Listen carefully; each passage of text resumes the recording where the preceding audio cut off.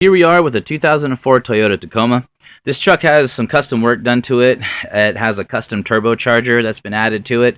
And so the main job is to remove the turbocharger, rebuild it, and fix the oil leaks that it currently has. During that time, we also did what's known as a 162-point inspection, removing engine covers, skid plates, checking for oil leaks, looking for all that type of stuff. And so what I'm making this video for is I would like to show you, in my professional opinion, exactly how a shop or somebody can overlook something like a rear main seal that has gone out, especially if they are not specifically asked to do something like a 162-point inspection or anything like that.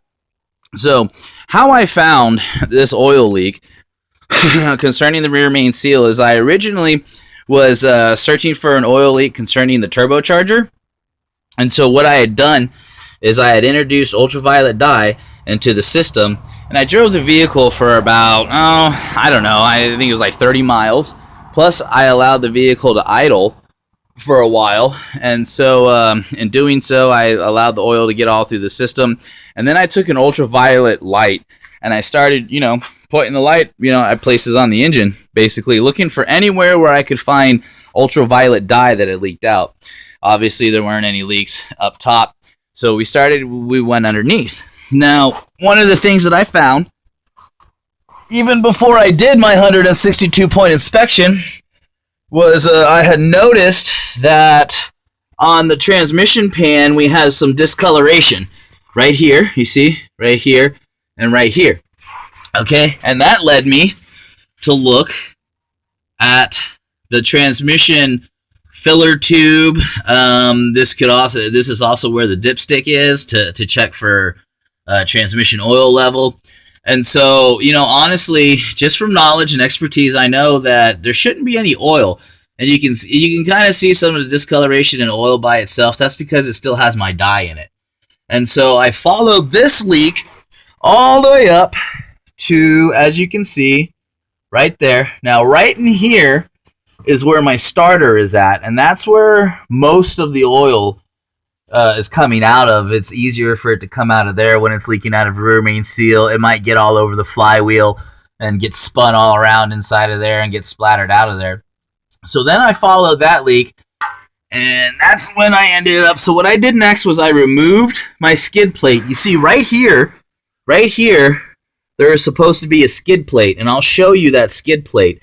And if this rear main seal is leaking, what's going to happen is the skid plate is going to catch all that oil. So unless you specifically ask a shop for, hey, I need a 162-point inspection, or I need you to check for oil leaks, which would honestly include removing the skid plates, looking up inside of here, seeing if there's any oil, you're really not going to catch a rear main seal leaking until it gets bad enough that it puddles all over the skid plate, then runs off of the skid plate onto your concrete.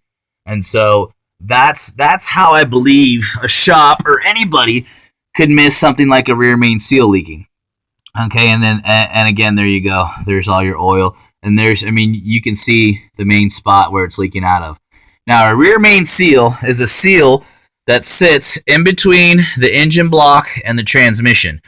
Is it hard to fix the actual seal itself? No.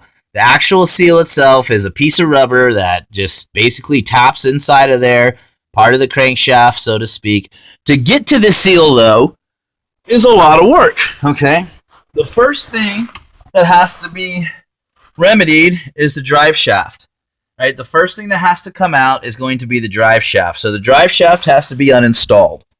Then from there, because this is a 4x4, we will also have to uninstall the transfer case right here. All right, so the whole drive shaft and all of this that you see here is going to need to be disconnected and uninstalled. And then from there, the transfer case, this big piece right here, this is all going to have to be uninstalled as well. And then once you get this uninstalled, as you can see, you then have your transmission, which means that your transmission will also have to be uninstalled. And then once you get your transmission backed off and uninstalled, you will have access to inside of here, and you will have access to your rear main seal.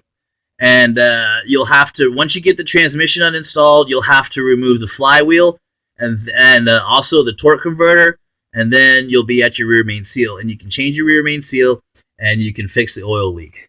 Now, let me show you our skid plate, and I've already kind of wiped the skid plate off, but you'll be able to see right here. Okay, so this is the skid plate that installs in that area, and if you look right there, that's where the oil, you can kind of see the difference in discoloration. If you notice where my finger is, you see the difference in the spots here, and then you move here, and then here, and then here. This is where the oil had kind of puddled up, and it was getting to the point to where it's getting ready to leak out of here onto the ground. So I'm pretty sure it's only a matter of time before the owners found this oil leak as well. And again, unless you specifically ask for a 162-point inspection or a 60-point inspection, things like rear main seals, that's general maintenance, really. Anything over 100,000 miles, there's no such thing as being able to know when a rear main seal is going to go out. Basically, you just wake up one day and you find an oil puddle on your ground, and lo and behold, your rear main seal is no longer any good. So that's how that works. And I hope this video provided enough information for everybody. Thank you, Treasure Valley, for supporting me. This is Matthew, your friendly neighborhood technician, signing off.